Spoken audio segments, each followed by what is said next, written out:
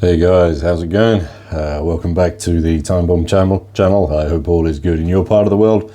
And there's something a little different here today. We are looking at, let me just zoom in for action, that's better.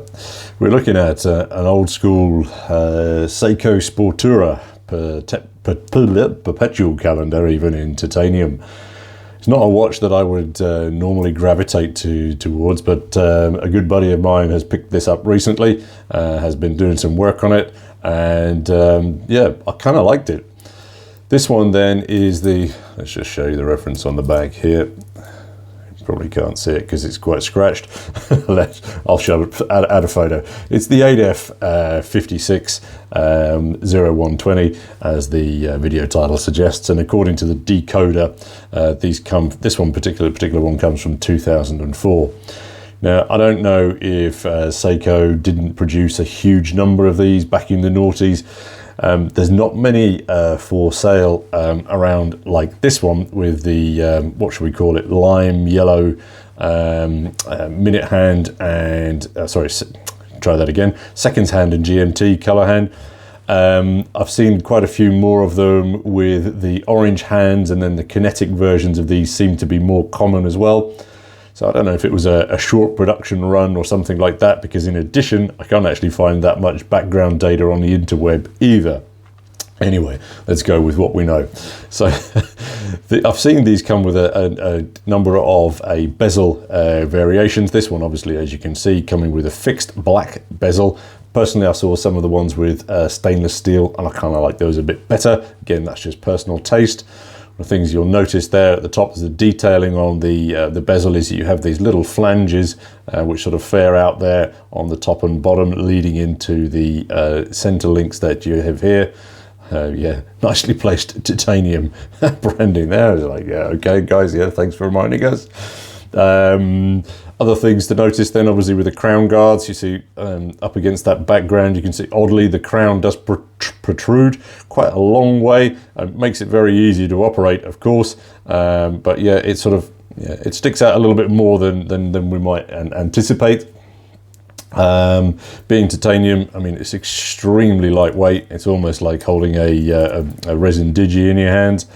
That trade-off, of course, being over time that this titanium marks up so much, and this one has been worn very, very well, leaving, I don't know, what should we call it, a lot of texture on the surface of this titanium as a result.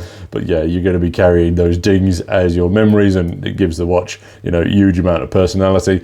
No two are going to look alike. Let's just see if we can get in a even closer up. There we go, fantastic. So on the dial, we've got essentially, I don't know, what can I call it, like a half waffle. It's almost like these vertical striations coming down. The rehort, again, is quite slopey, really does come down quite a long, very significant slope in there into those hour markers, which almost appear like a little bit floaty hour markers, because the sides are unpainted with just the tops there. I'll throw up a close-up shot because I think the camera will be happier if that's, yeah, you can see it better up close there. The thing that stand out on the dial, of course, is the seconds hand there. I mean, with that lollipop on the reverse there, I mean, it's so long, it almost splits the whole dial. It covers up there. It's just as you see it coming past the hour and minute hand there, covered up entirely by that seconds hand. Very, very positive, which I kind of like. It almost leaves the sword-esque hour and minute hand, you know, a little bit more subtle, and then with that very traditional big yellow head on the GMT. And yeah, unfortunately, for those sticklers amongst you, you can just see that the seconds hand almost hits those markers. But again, perhaps we'll forgive it its age that it's not 100% hitting those ones. Maybe as well, I can't remember if my buddy has serviced this or is going to service this, and maybe that might come through that. The date window here as well, another thing to notice, it featuring again almost like these sort of go faster stripes. Down the bottom there within the where the GMT hand is, you've got quite a lot of text There's Sportura Perpetual calendar, 100 meters. Whereas at the top we've just got the Seiko. You kind of wonder if that Sportura shouldn't have sat below the Seiko branding at the top there. It would have just maybe balanced out the design on the dial there a little bit more.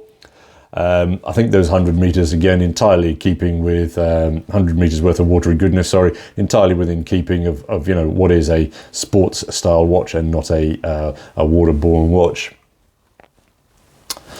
Over here as well, notice that we do have drilled lugs, so should you want to swap that out for something less beaten up, or, you know, I mean, you could put this on a black rubber or something there. You couldn't, because the end link there. I'm sure you could figure something else out, or alternatively, if this one became so beaten up that you wanted to put a newer one on. Yeah, anyway, the other thing I was going to say, because coming around the back, is that it's nice, the push button there, it's nice to see not one of those cheap pressed clasps that Seiko seem to love putting on there. You've got a slightly more substantial one, nice curve there and there. So yeah, I think the strappage works well on this. Let me throw it on wrist. So again, just for reference, my wrist is 7 1/4 inch. You know, it wears perfectly.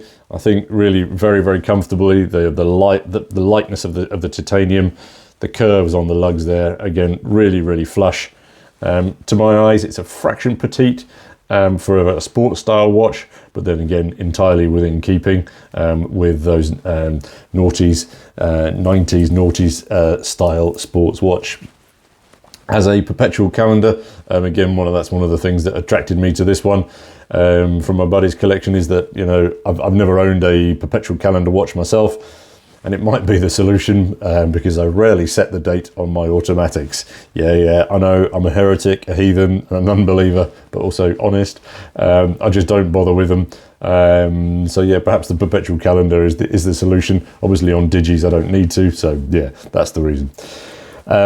Also curious to note with these that the current owner suggested to me that there is a special technique that when you've changed out the battery and you want to reset the date on these, that there's a unique technique using some tweezers where you put it onto the certain parts of the back of the watch there, and you basically short out the calendar in order to get it to jump through months and days, etc. I'll pop a link down below to a video as the chap who does it there explains it far better than I can. Despite its age, the lume is still very, very good on here, and it pops with a very positive shine. You know, obviously in complete darkness after a while, because yeah, it's not going to be as clear perhaps as a dive watch, but again, you know, that's just to be expected.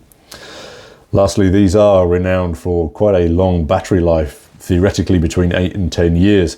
But the downside to that as well, apparently the movement is quite complex to service.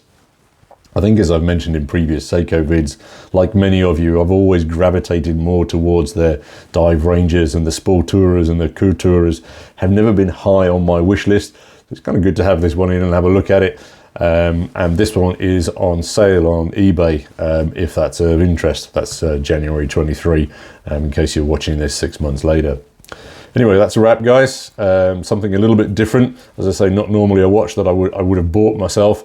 As I say, when I looked at it in his watch box, I said, "Ooh, that looks interesting. Can I have a look?" Anyway, let us know your thoughts down below. Thanks as always, guys, for your time and for your view. And of course, until the next vid, this is your host, the Bombardier, signing off. Cheers, guys.